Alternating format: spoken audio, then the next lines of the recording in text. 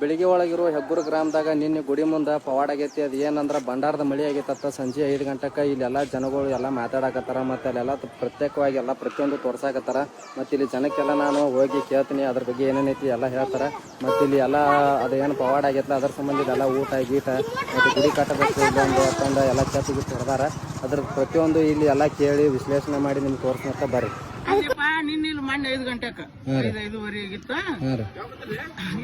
ಆಕುಲೆ ಅಲ್ಲಿ ನಮ್ಮ ಜಗದಾಗ ಅಲ್ಲಿ ಸುರ್ಪಾನ್ ಹಾಕ್ಯಾರ ನಮ್ ದೊಡ್ಡ ಅಲ್ಲಿ ಅವರು ಸುರ್ಪಾನ್ ಕೂಡ ಹಾಕ್ತಿದ್ರು.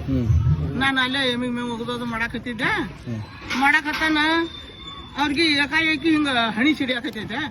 ಮಳೆ ಬರ್ತಾವ ಅಂತ ಹೇಳಿ ಮ್ಯಾಕ್ ನೋಡ್ಯಾರ. ಬರೇ ಅರಿಶಿನ ಬಣ್ಣದ ಭಂಡಾರ ಕಲರ್ ಹಣಿ ಮೇಲೆ ಬೀಳಾಕೈತಿ.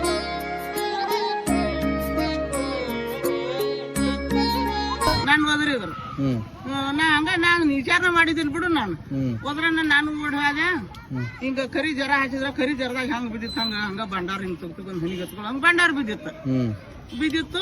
ಮತ್ತೆ ಬಂದ ಮನಿ ಮುಂದ ಮಾಳ್ಗಿ ಮೇಲೆ ನೋಡಿದೆವು, ಅಲ್ಲಿ ಬಿದ್ದಿತ್ತು. ಇಲ್ಲಿ ಬಂದ್ ನೋಡಿದೆವು, ಗುಡಿ ಸುತ್ತಲ ನಿನ್ ಮಳೆ ಆಗೋಣ ಹೋಗೈತಿ ನೋಡ್ತಾನ. ಒಂದು ಧರ್ಮ ಸ್ಥಾಪನೆ ಆಗಲಿ, ಒಂದು ಬೆಳವಣಿಗೆ ಆಗಲಿ ಆಗ್ತೈತೆ ಅಂತ ಒಂದು ವಿಚಾರ ಇದೆ. ಯಾಕೆ ಇದು ಭಂಡಾರ ಬಂದೈತಿ ಭೂಮಿಗೆ ಅಂದ್ರೆ ಬಹಳ ಮುಖ್ಯ. ಯಾವಾಗ ಬಂದಿದ್ದು ಬೇರೆ, ಇವತ್ತು ಬಂದೈತಿ ಅಂದ್ರೆ ಇದು ಬಹಳ ಒಂದು ಕಲಿಯುಗದಾಗ ತೋರಿಸಿಕೊಟ್ಟಂತದ್ದು ಇದು ವಿಚಾರ. ಅದಕ್ಕೆ ಭಂಡಾರದ ಮಹಿಮೆ ಇವತ್ತು ಜಗತ್ತಿನ ಹೊಗಳತೈತಿ.